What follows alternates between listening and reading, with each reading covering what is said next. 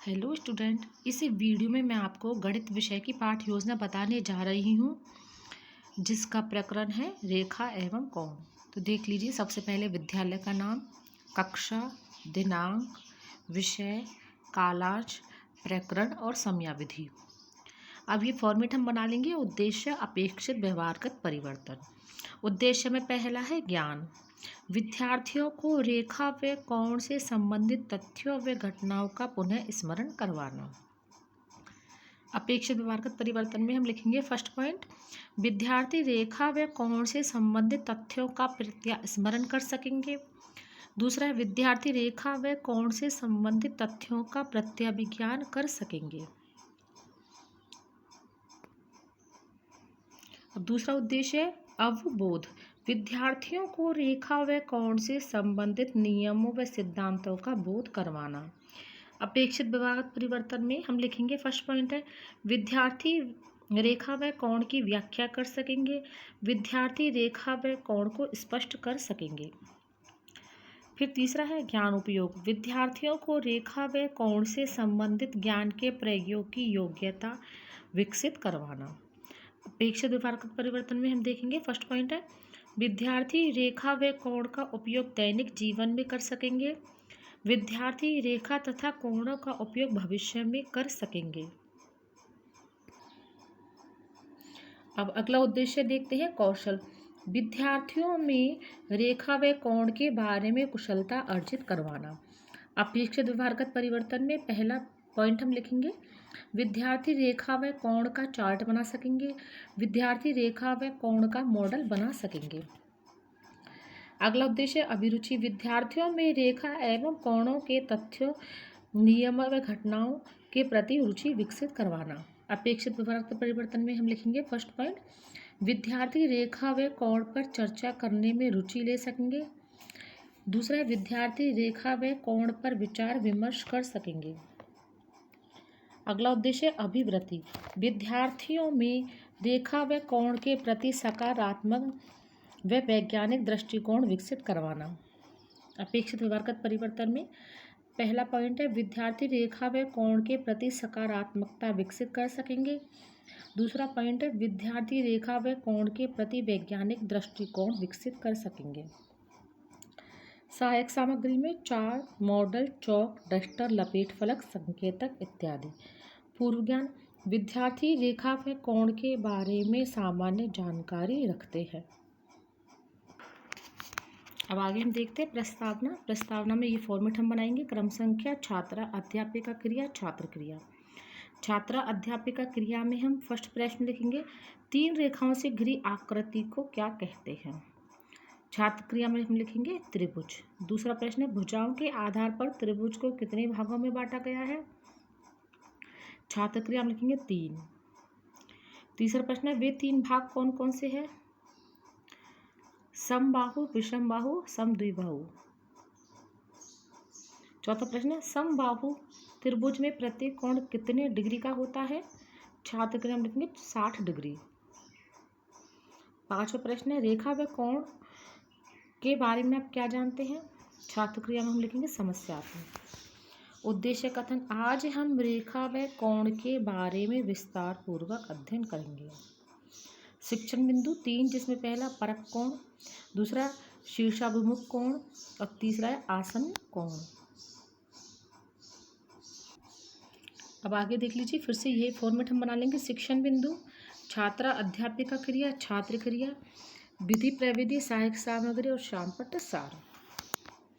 शिक्षण बिंदु में पहला है पूरक कोण। छात्रा अध्यापिका क्रिया में विकासात्मक प्रश्न हम लिखेंगे, जिसमें पहला प्रश्न है, प्रस्तुत चित्र में क्या दर्शाया गया है। छात्र क्रिया में हम लिखेंगे पूरक कोण।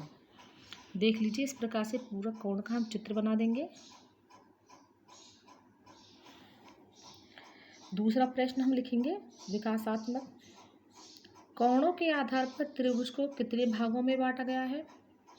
छात्र क्रिया में लिखेंगे 3 भागों में। तीसरा प्रश्न, 3 भागों के नाम बताइए। छात्र क्रिया में लिखेंगे न्यून कोण, समकोण व सरल कोण।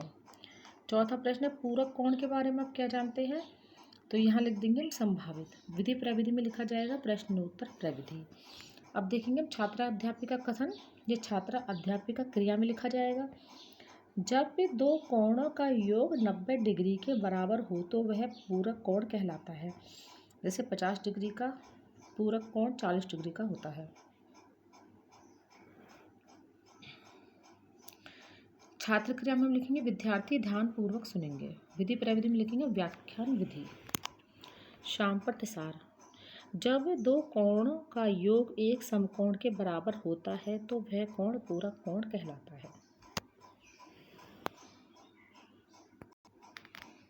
अब आगे फिर से यही फॉर्मेट हम बना लेंगे। शिक्षण बिंदु, छात्रा अध्यापिका क्रिया, छात्र क्रिया, विधि प्रविधि, सहायक सामग्री और शामपट्ट सार। शिक्षण बिंदु में दूसरा शिक्षण बिंदु हम लिखेंगे शीर्षाभिमुख कोण। छात्रा अध्यापिका क्रिया में हम विकासात्मक प्रश्न लिखेंगे। इसमें फर्स्ट प्रश्न है, प्रस्तुत चित्र में क्या दर्शाया गया है। छात्र क्रिया में लिखेंगे शीर्षाभिमुख कोण। दूसरा प्रश्न है, यदि दो रेखाओं को परस्पर काटे तो कौन सी रेखा प्राप्त होगी। छात्र क्रिया में लिखेंगे प्रतिच्छेद रेखा। तीसरा प्रश्न है, शीर्षाभिमुख कोणों का योग किसके बराबर होता है। छात्र क्रिया में लिखेंगे समपूरक कोण के बराबर। चौथा प्रश्न है, शीर्षाभिमुख कोण के बारे में आप क्या जानते हैं। तो यह हम लिखेंगे संभावित। विधि प्रविधि में प्रश्नोत्तर प्रविधि।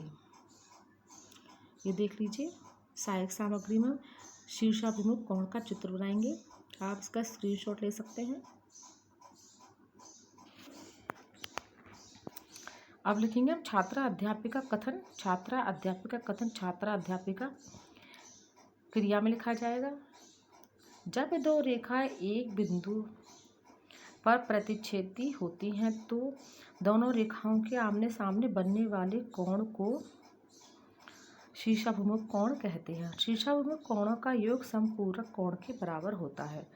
चित्रानुसार लिखेंगे छात्र क्रिया में विद्यार्थी ध्यान पूर्वक सुनेंगे। विधि प्रविधि में व्याख्या विधि। शामपट्ट सार। जब दो रेखाएं एक बिंदु पर काटती है तो आमने सामने बनने वाले कोण शीर्षाभिमुख कोण कहलाते हैं।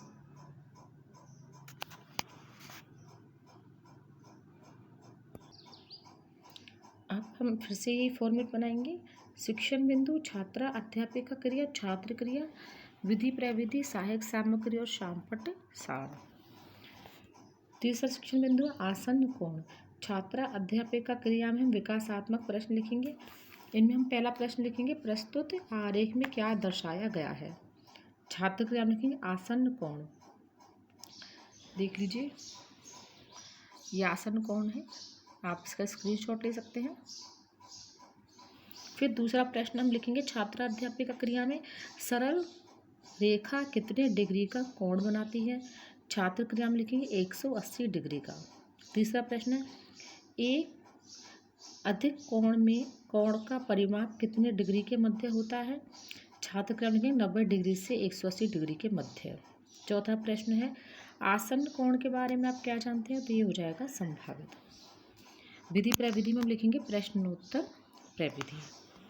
अब छात्रा अध्यापिका कथन। छात्रा अध्यापिका क्रिया में लिखेंगे, आसन्न कोण में एक उभयनिष्ठ भुजा होती है तथा दोनों कोण उभयनिष्ठ भुजा के एक ही ओर न होकर विपरीत ओर होते हैं। सरल रेखा 180 डिग्री का कोण बनाती है यदि दो कोणों के शीर्ष और एवं एक भुजा उभयनिष्ठ हो और अन्य भुजाएं उभयनिष्ठ के विपरीत हो, वह आसन्न कोण कहलाते हैं। छात्र क्रिया में हम लिखेंगे विद्यार्थी ध्यान पूर्वक सुनेंगे। विधि प्रविधि में आ जाएगा व्याख्यान विधि।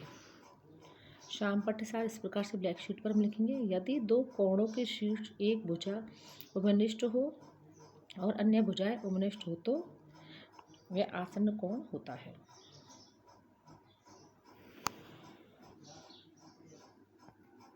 अब आगे देख लीजिए, मूल्यांकन प्रश्न निर्देश।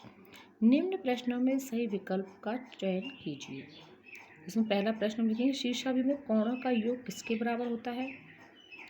ए समपूरक, ब पूरक, स समकोण, द नन ऑफ दीज। दूसरा प्रश्न, समकोण कितने डिग्री के बराबर होता है। 90 डिग्री, 60 डिग्री, 45 डिग्री, 180 डिग्री। निर्देश नंबर 2, निम्न प्रश्नों में रिक्त स्थान की पूर्ति कीजिए। तीसरा प्रश्न है, कोणों के आधार पर त्रिभुजों को भागों में बांटा गया है 3, 4। चौथा प्रश्न, दो पूरक कोण का योग एक के बराबर होता है समकोण न्यून कोण। निर्देश 3, निम्न प्रश्नों के उत्तर एक या दो पंक्तियों में दीजिए। सरल रेखा कितनी डिग्री का कोण बनाती है? छठा प्रश्न है, समपूरक कोण का योग कितनी डिग्री का होता है? निर्देश नंबर 4, निम्न प्रश्नों के उत्तर 4 या 5 पंक्तियों में दीजिए। सातवां प्रश्न है, पूरक कोण को परिभाषित कीजिए। आठवां प्रश्न है, आसन्न कोण को परिभाषित कीजिए। गृह कार्य, रेखा एवं कोण को विस्तार से समझाइए। तो देख लीजिए, ये हो गई गणित विषय की पाठ योजना। आप इसी फॉर्मेट को ध्यान में रखकर गणित विषय की और भी पाठ योजनाएं बना सकते हैं। Thank you.